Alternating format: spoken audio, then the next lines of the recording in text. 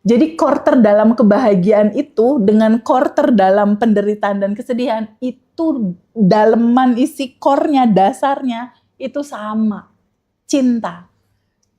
Ini tuh kayak kembar siam, Mas. Kebahagiaan misalnya sosoknya, kesedihan itu bayangannya. Kayak nggak bisa dipisahin gitu. Tapi keduanya ini judulnya sama nih, energi. Cuma si energi ini berbentuk kebahagiaan, energi ini berbentuk penderitaan. Padahal sama aja, energi dua-duanya. Hanya gerakannya aja yang beda. Si energi bergerak dalam tarian kebahagiaan, si energi ini juga bergerak atau termanifestasi dalam tarian kesedihan. Kalau kita sudah bisa melihat bahwa ini hanya sebuah cerita keutuhan dualitas, hidup kita kayaknya bahagia deh. Karena melihat kebahagiaan core-nya juga cinta, kesedihan core-nya juga cinta. Bukankah lewat kesedihan, Mas Hendra bisa bikin kanal ngaji rosa ya? Lewat kesedihan, lewat keprihatinan, lewat kepahitan, lewat pekanya kamu ngeliat, kenapa ya tetangga aku kayak gini? Bisa nggak ya aku memberdayakan orang terdekat? Lewat rasa yang teriris kan? Bener nggak? Itu semua muncul gitu. Begitupun sama kayak aku. Lewat rasa yang teriris ketika mentok, bingung, khawatir, sampai pada satu titik, oh kayak gini ya rasanya nggak punya uang. Oh kayak gini ya rasanya nggak punya beras. Oh kayak gini ya rasanya jatuh, mentok, bingung. Ketika ini rasa udah kita alami dan kita rasakan, ada sebuah kesadaran yang muncul dalam diri Mas Hendra ataupun dalam diri aku. Rasanya nggak enak kayak gini.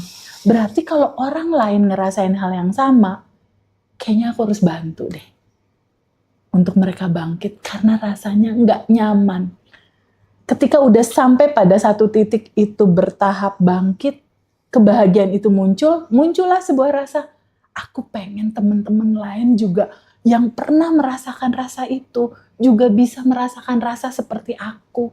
Dari jatuh, mulai bertahap merasakan bahwa energi tanpa batas ini, cinta Allah ini dekat, ada dan selalu ada, dan itu bisa sangat merubah segala hal dalam kehidupan kita.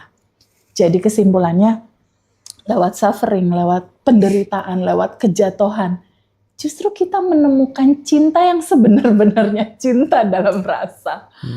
Itulah kenapa hampir semua orang pasti akan mengalami satu sisi itu. Kejatuhan, lalu dia peka, lalu dia ketemu spiritual awakening, lalu dia bangkit, lalu berikutnya dia akan tumbuh dengan keindahan yang lebih dari sebelumnya. Kalau dulu tumbuh dalam pertumbuhan kesuksesan buat keluarganya doang, kalau sekarang dia pasti akan tumbuh dengan kesuksesan atau rasa yang terbangun untuk bisa menolong teman-temannya, keluarganya, orang-orang lain yang mungkin gak dikenal. Itu hampir sama flow-nya kayak gitu. Bahkan Jalaluddin Rumi bilang kan, bukankah deritamu, sedihmu, lukamu yang mempertemukan kamu dengan diri sejatimu dan dengan Tuhan.